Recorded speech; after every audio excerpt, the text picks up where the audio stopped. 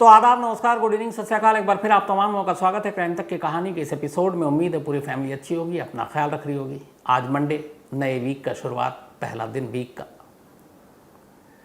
आज की कहानी 23 साल पुरानी कहानी है। बात अक्टूबर 2000 की है। अक्टूबर का महीना था। पाकिस्तान के कराची शहर में कराची पुलिस एक मर्डर के केस को इन्वेस्टिगेट कर रही थी, एक कत्ल की तफ्तीश कर रही थी। इसी दौरान पुलिस को मुखबिर से खबर मिली कि एक घर पर कुछ सुराग मिल सकता है। इस कत्ल के सिलसिले में पुलिस उस घर पर पहुंची। वहाँ और तो कोई मिला नहीं। पुलिस को कुछ चीज़ें मिली, उनमें एक वीडियो कैसेट था। पुलिस ने उस वीडियो कैसेट को अपने कब्जे में ले लिया और बाकी जो भी चीज़ जिस पर उससे शक हुआ। अब वीडियो कैसेट लेकर पुलिस आई, उसने उसे प्ले किया। उसे लगा कि कत्ल के केस में कुछ ना कुछ मदद मिलेगी, इस कैसेट के ज़रिए इसमें कोई सुराग होगा। लेकिन जब पुलिस ने उस वीडियो कैसेट को प्ले किया तो पुलिस हैरान रह गई। उस वीडियो में एक ताबूत था। एक ताबूत को शूट किया गया और ताबूत के अंदर एक लाश थी। गौर से देखा तो कराची पुलिस को लगा कि ये आम लाश नहीं है, ये तो मम्मी है। मम्मी के बारे में हम सब जानते हैं, इजिप्ट में किस तरीके से मम्मी को सहेज कर रखा जाता है। अब कराची पुलिस बड़ी हैरान कि पाकिस्तान में एक ताबूत में एक मम्मी, ये कहाँ से आई। अब पाकिस्तान या भारत जैसे देशों में मम्मी का कोई मतलब तो होता नहीं है। अब कत्ल की तफ्तीश पुलिस कर रही है और वीडियो कैसेट में एक ताबूत और एक मम्मी दिखाई दे रही है, वो भी एक लड़की की। पुलिस चौंकी।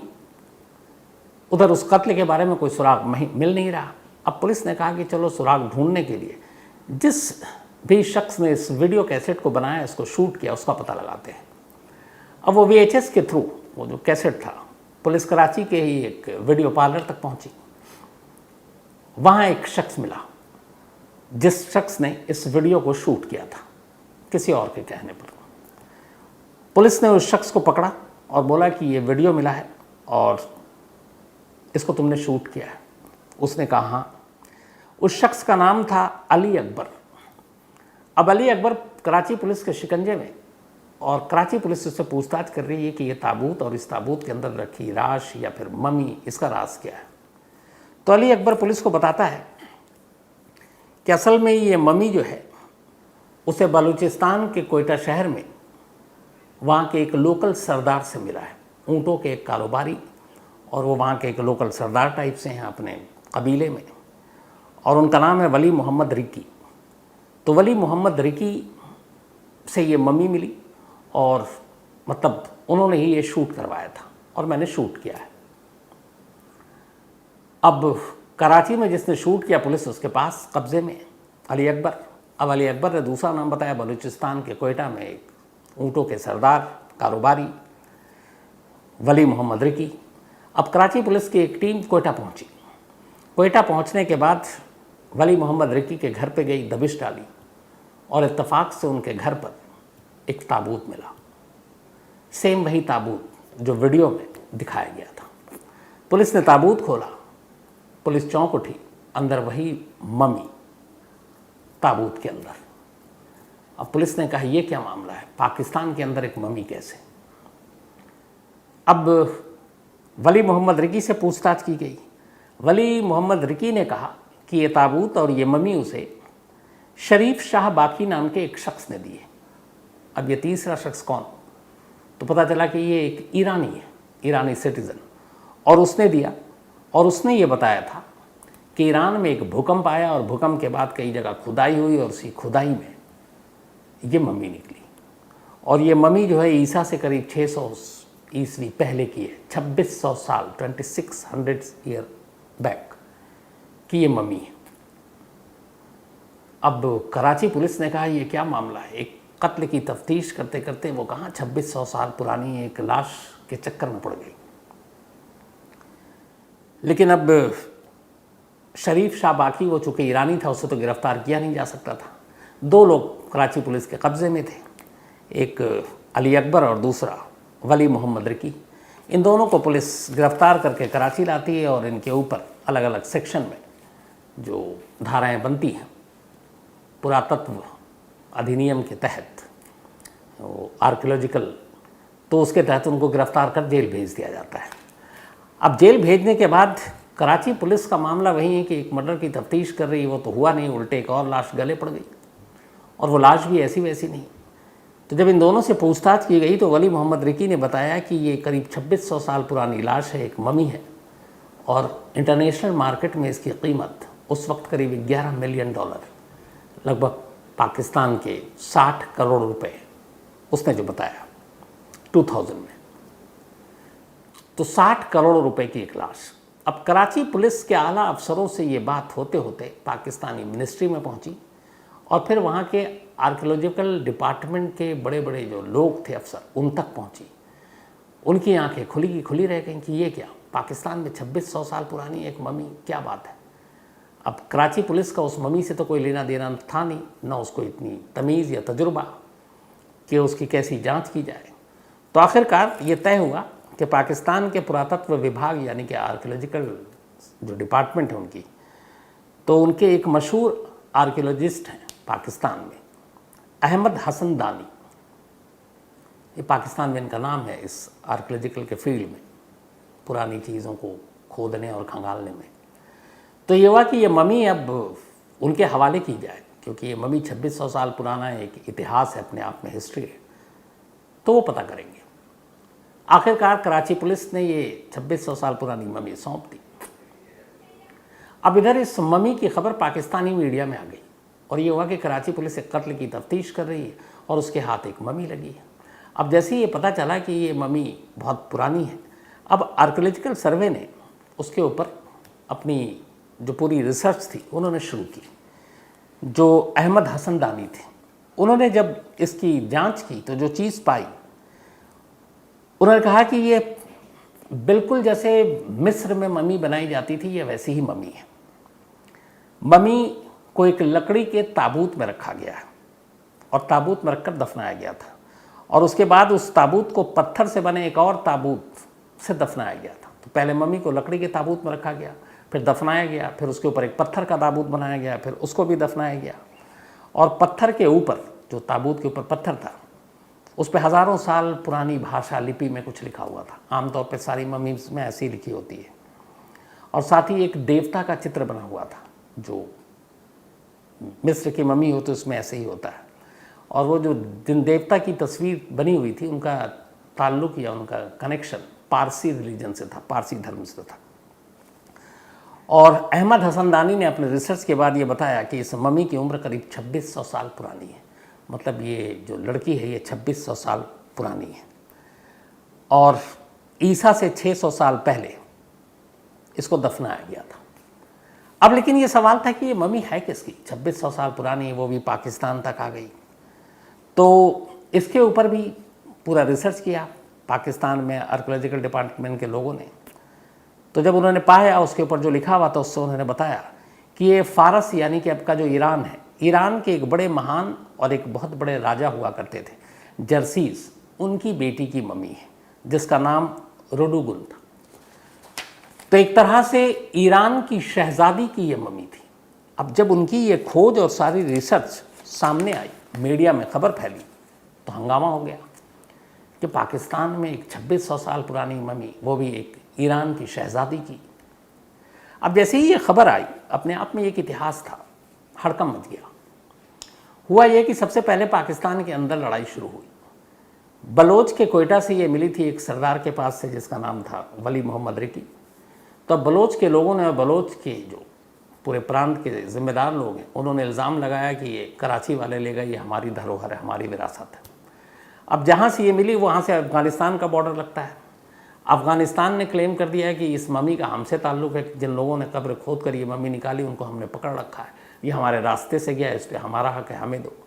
उधर जब पता चला कि ईरान की ये शहजादी है, तो ईरान बीच में आ गया। ईरान तो बाकायदा इंटरपोल तक पहुँच गया और उसने कहा ये मम्मी हमारी धरोहर है, इसको हमें सौंपा जाए, इस पर पाकिस्तान का कोई हक नहीं है। तो 3 देश आपस में लड़ गए, पाकिस्तान, अफ़गानिस्तान, ईरान, और इसके अलावा पाकिस्तान के खुद बलूच और सिंध प्रांत में भी लड़ाई हो गई कि इस मम्मी पे किसका हक है। अब चूंकि वो ईरान की एक शहजादी का नाम आ रहा था, तो मामला और तूल पकड़ गया। अब ये सारा झगड़ा चल रहा था। इसी के बाद तय हुआ, पाकिस्तान सरकार ने तय किया कि एक बहुत बड़ी चीज़ हाथ लगी है, तो ये हमारे टूरिज़्म को, बाकी चीज़ों को भी बढ़ावा देगी, क्योंकि मम्मी देखने वाले दुनिया में लाखों शौकीन हैं, ख़ासतौर पर मिस्र तक जाते हैं। तो ये तय हुआ कि पाकिस्तान के जो नेशनल म्यूज़ियम है वहाँ पर इस मम्मी को रखा जाएगा, और ताकि इसको देखने के लिए लोग आएँ। तो अब पाकिस्तान के नेशनल म्यूज़ियम में इस मम्मी को संभाल कर रखना है। लेकिन जब भी आप किसी म्यूज़ियम में जाते हैं तो आपने देखा होगा उस म्यूज़ियम में जो भी चीज़ होती है उसकी डिटेलिंग होती है, उसके बारे में पूरी जानकारी लिखी होती है, कब, कहाँ, कैसे, क्यों, हर एक चीज़।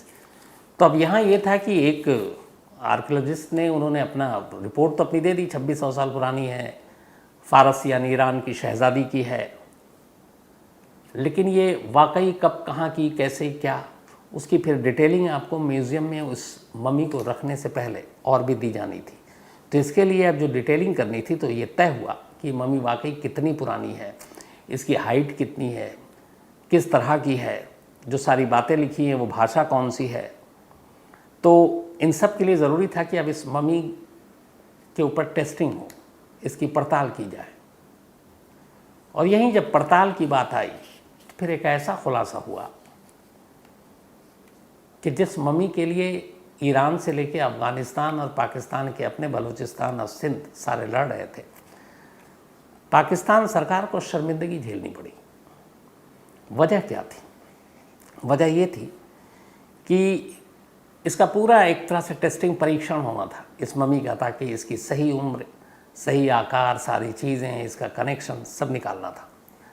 तो अब उसके लिए फिर इसको पाकिस्तान के एक नामी हॉस्पिटल में ले जाया गया, ताकि वहाँ इसकी radio active testing, carbon dating, उम्र ये सब पता लगाने के लिए टेक्निकल चीज़ें हैं, तो वहाँ पे इसको ये सारी चीज़ें किया जाए। तो अब उससे पहले इस मम्मी को ले जाकर म्यूज़ियम में रख दिया गया।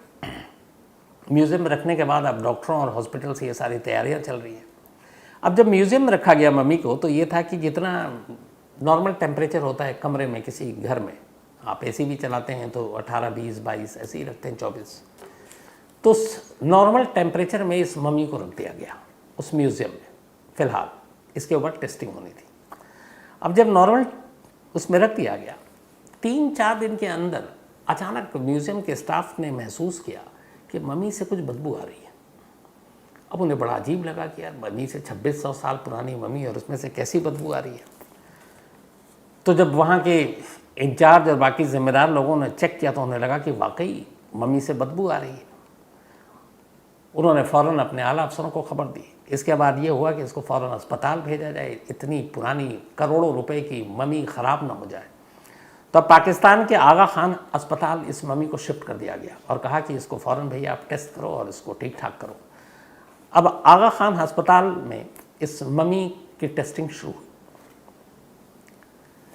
सबसे पहले जैसी टेस्टिंग शुरू हुई तो पहला धक्का लगा, पता चला कि मम्मी के सीने में दिल ही नहीं है। अब ये कैसे हो सकता है? फिर ये बात आई कि नहीं, ये हो सकता है। बहुत सारे मिस्र में ऐसी मम्मी आई जिनकी कहानियाँ हैं कि जब उनको मम्मी बनाया जाता है ऐसी लाशों को, तो उनके दिल निकाल लिए जाते हैं। उसके पीछे मान्यता ये थी कि ये दिल ही है जो आपको फिर तमाम भूत प्रेत या अपशगुन साए, उन सब के रास्ते आपको कहीं और ले जाता है। तो जब दिल ही नहीं होगा तो उन सारी बुरी नज़रों से और सारी चीज़ों से आप बचे रहेंगे, क्योंकि दिल में आत्मा का एक तरह से घर होता है, तो इसलिए दिल निकाल कर रख देते हैं। तो पहले ये जगी उम्मीद आगा खान हॉस्पिटल में जो लोग पोस्टमार्टम कर रहे हैं अब इस मम्मी की, कि चलो ये हो सकता है, क्योंकि इतिहास में भी उन्होंने पढ़ा है, तो दिल इसीलिए निकाल दिया होगा। लेकिन अब इसके बाद उन्होंने उम्र का पता करने के लिए बाकी चीज़ें जब टेस्ट की तो पता चला 2600 साल तो बहुत पुरानी बात है यार। ये तो 26 साल पुरानी भी नहीं है, मतलब ईसा के 600 ईयर्स पूर्व की बात बताई जा रही है। 2600 ईयर्स अगो 2600 साल पुरानी मम्मी बताई जा रही है। लेकिन हॉस्पिटल में जब टेस्ट हुआ, पोस्टमार्टम हुआ, तो पता चला कि ये सिर्फ 26 साल भी पुरानी नहीं है, बल्कि ये मुश्किल से कुछ साल पुरानी है। अब पूरा स्टाफ हॉस्पिटल का उनको कुछ समझ में नहीं आ रहा है कि यह है क्या। और फिर एग्जैक्ट ये हुआ कि अब इसका पता किया जाए कि भैया ये कितनी पुरानी है। तो जब उन्होंने पता किया तो पता चला कि इस लड़की की डेथ इस पोस्टमार्टम से करीब 4 साल पहले हुई। 2000 में ये पोस्टमार्टम हुआ था। और पोस्टमार्टम से तो आप पता कर ही लेते हैं सब कुछ कि मौत की लगभग कितना होता है, कुछ घंटे या 2-4 दिन ऊपर नीचे हो सकते हैं, उससे ज़्यादा नहीं। तो पता चला इस लड़की की मौत 1996 में हुई थी और तब इसकी उम्र 21 से 22 साल रही होगी। ये भी बताया गया कि इसकी उम्र 21-22 साल होगी। इसकी मौत 1996 में हुई थी। इसके सर पर चोट के निशान थे। इसका मतलब है कि इसकी नेचुरल डेथ नहीं हुई थी। अब इसके आगे और कोई जानकारी नहीं मिली। अब ये एक अजीब सी सच्चाई सामने आई कि ये 2600 साल पुरानी मम्मी 1996 में कत्ल की गई एक लड़की की जिसकी उम्र 21-22 साल है। 1996 में उसका मर्डर हुआ है। तो ये कोई मम्मी नहीं है, गर्दन की हड्डी टूटी हुई थी यानी कि कत्ल हुआ था। अब सारा मामला उल्टा पड़ गया। जिन्होंने पहले दावा किया था 2600 साल, जो पाकिस्तान के ही थे, वो सब शर्मिंदा हो गए।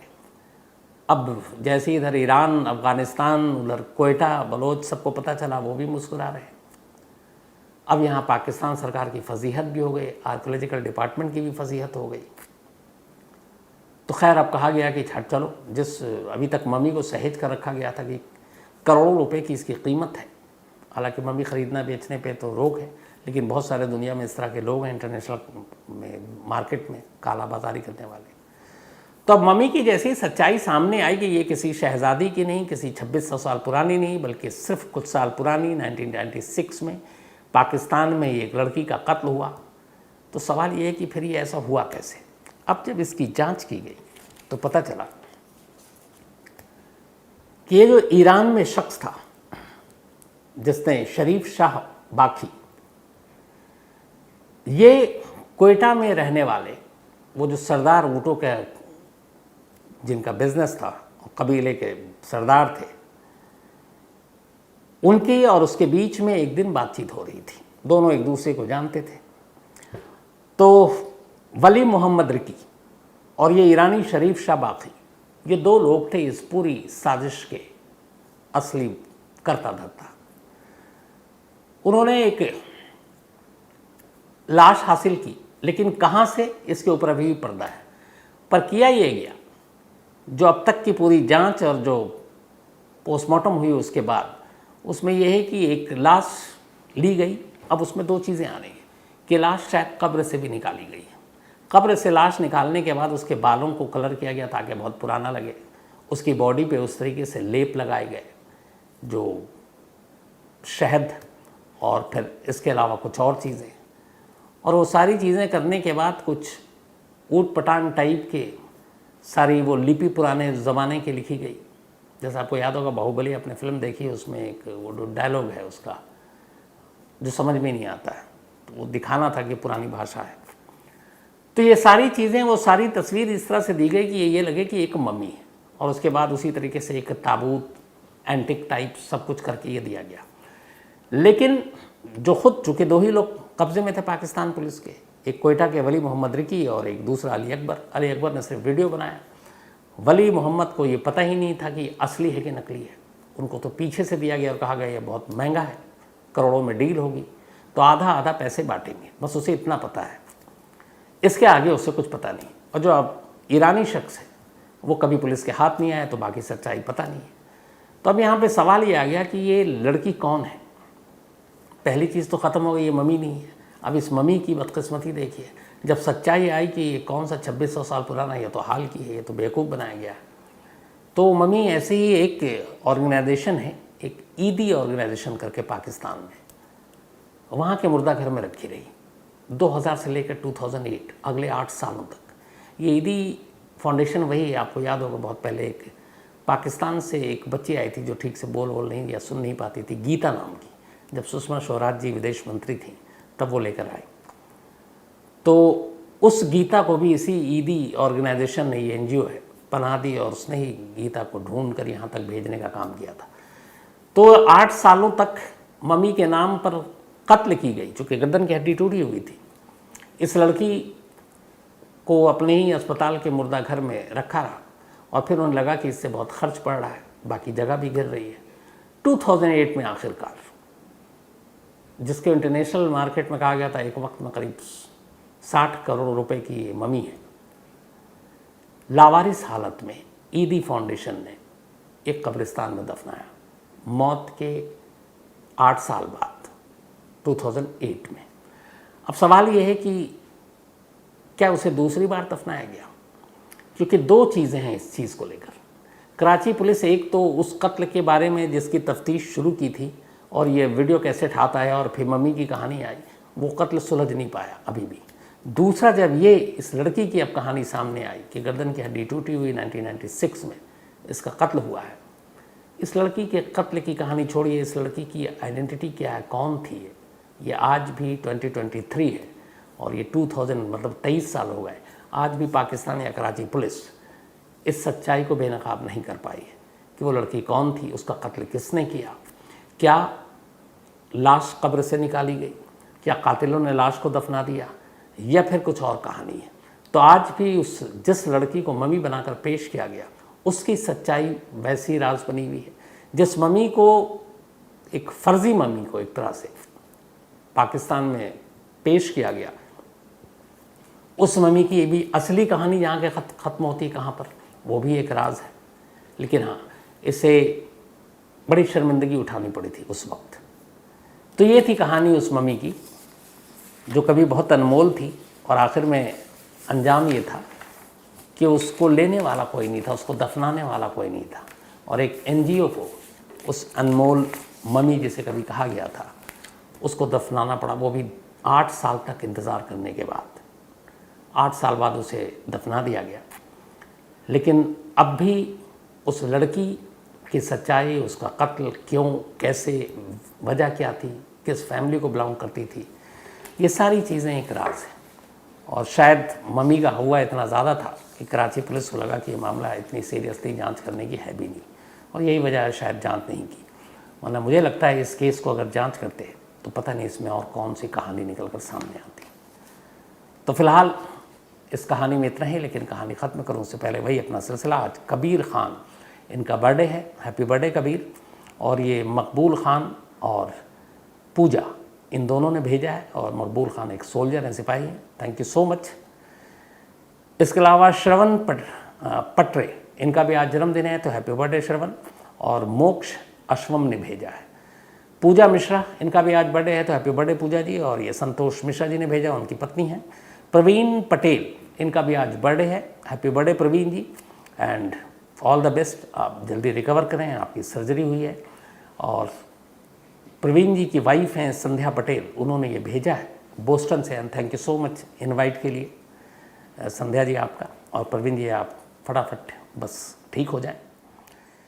इसके अलावा साहिबजीत सिंह, इनका भी आज जन्मदिन है, तो happy birthday Sahibjeet. And Karamjeet Singh ji ने भेजा, उनके बेटे हैं ये। सौम्या साहू का भी आज बर्थडे है, तो हैप्पी बर्थडे सौम्या। और रानी साहू और मंडी दीप ने भेजा है। इसके अलावा पूजा शर्मा, इनका भी आज जन्मदिन है, तो हैप्पी बर्थडे पूजा। और ये गणेश शर्मा जी की सिस्टर हैं, बिलेटेड हैप्पी बर्थडे, पहले ये भूल गए थे। ऋषि प्रधान, इन्होंने एल्विश प्रधान की कहानी सुनने की फरमाइश की है। इसके अलावा हारून शेख, इन्होंने भी एक कहानी की फरमाइश की है। सुजीत सिंह गौर, इनका सवाल है, शायद मैंने पहले जवाब दिया था कि इनके हिसाब से इनको खबर मिली है कि सीमा जो पाकिस्तान से आई है वो प्रेग्नेंट है, और अगर उसको डिपोर्ट नहीं किया जाता और इंडिया में ही वो बच्चा पैदा कर देती है तो फिर उस बच्चे की नागरिकता क्या होगी।